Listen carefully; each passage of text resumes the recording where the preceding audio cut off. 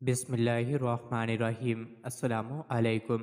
روزانہ واقعات سننے کے لیے اس چینل کو سبسکرائب کریں۔ اہل مدینہ لونڈیوں کے پیٹ سے پیدا ہونے والے بچوں کو اچھی نظر سے نہیں دیکھتے تھے، لیکن خدا کی شان کے جب ملک فارس کے قیدیوں میں یزدگرد بادشاہ کی 3 بیٹیاں گرفتار ہو کر آئیں تو ان تینوں لونڈیوں کو حضرت علی رضی اللہ عنہ نے خرید لیا اور ایک لونڈی عبداللہ بن عمر رضی اللہ عنہ کو ہبہ کر دی تو اس کے پیٹ سے حضرت سالم بن عبداللہ پیدا ہوئے، اور ایک لونڈی اپنے فرزند امام حسین رضی اللہ عنہ کو عطا فرمائی تو اس کے پیٹ سے امام زین العابدین پیدا ہوئے، اور ایک لونڈی محمد بن ابو بکر صدیق رضی اللہ عنہ کو عنایت فرمائی تو اس کے پیٹ سے قاسم بن محمد پیدا ہوئے، اور یہ تینوں سالم و امام زین العابدین و قاسم علم و عمل، زہد و تقوی اور ریاست میں تمام اہل مدینہ سے بڑھ گئے، حالانکہ یہ تینوں لونڈیوں کے بدن سے پیدا ہوئے تھے۔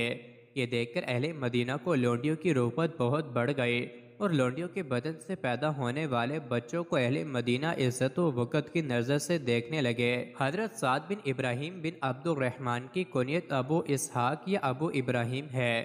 یہ حضرت عبداللہ بن عمر صحابی رضی اللہ عنہ کا دیدار کرنے والے تابعی ہیں۔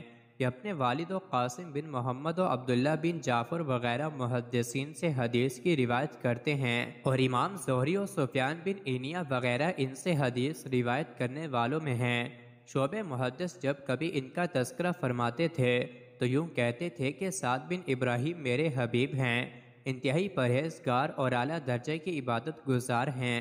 ابن عینیہ فرماتے ہیں سعد بن ابراہیم مدینہ منورہ کے قاضی بھی تھے، مگر وہ اس عہدے پر فائز ہونے کے بعد بھی اتنے ہی متقی و عبادت گزار رہے جتنے اس عہدے سے پہلے، اور اس عہدے سے معزول ہونے کے بعد متقی و عبادت گزار رہے۔ 40 برس تک روزانہ ہر دن روزہ دار رہے اور اسی قسم کے دوسرے بڑے بڑے مجاہدات کرتے رہے۔ 125 ہجری میں 72 سال کی عمر پا کر وفات پائی۔ حضرت سلیمان تیمی رحمۃ اللہ علیہ تابعی بزرگ اور محدثین بصرہ میں ایک امتیازی شان رکھتے ہیں۔